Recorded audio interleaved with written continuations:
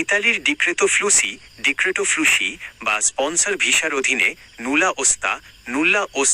নুল্লা ওস্তা বা কাজের অনুমতিপত্র কোনো একটি বা দুটি নির্দিষ্ট শহর থেকে দেওয়া হয় না।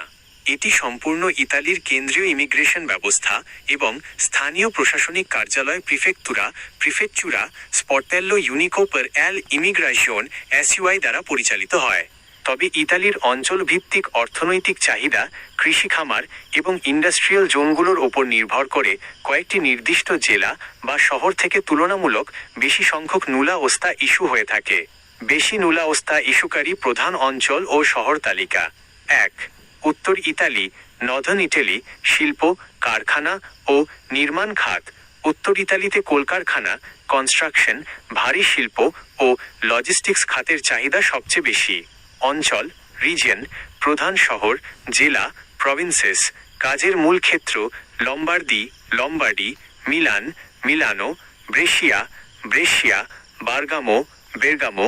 কারখানা, ম্যানুফ্যাকচারিং, লজিস্টিক্স, নির্মাণ ও সার্ভিস: পিডমন্ট, টোরিনো, আলেসান্ড্রিয়া।